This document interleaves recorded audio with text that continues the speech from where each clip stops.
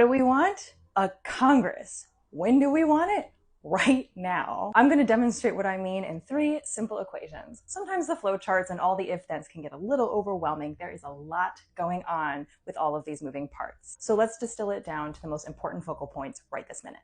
First equation, a CR does not equal a full year's budget. Remember, they are supposed to be doing FY26 appropriations, which goes all the way through September 30, 2026.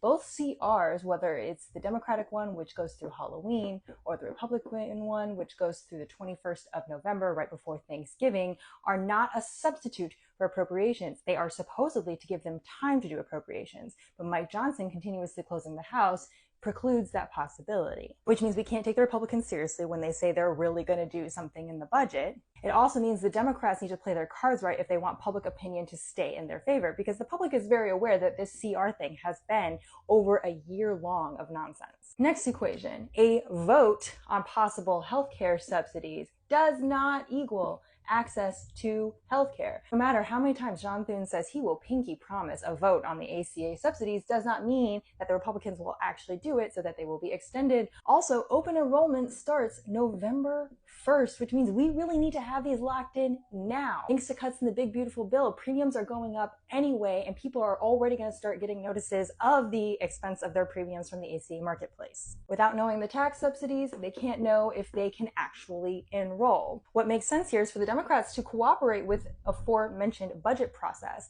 but to make it clear that they will only cooperate with the final version if extension of the ACA subsidies is included in the final package. I am suggesting in the package that includes the HHS funding. It could technically ride along on any bill, but you get what I'm saying. Final equation. The other vote, Russ' vote in this case, does not get to be a king in this here United States. One of the reasons that the Democratic CR, which expires at the end of this month, would be so attractive is because of all of the controls and boxes it puts Russ' vote in. Boxes that are technically already understood and already part of some legislation, but this law would definitely clarify it. And them demanding that those protections are in there to prevent him from continuously rescinding funds that were already appropriated by Congress, whether illegally or through a convoluted process, is the best bet. It's spooky season, and it's time for us to start creeping on our legislators until they do their jobs. Have fun being a menace.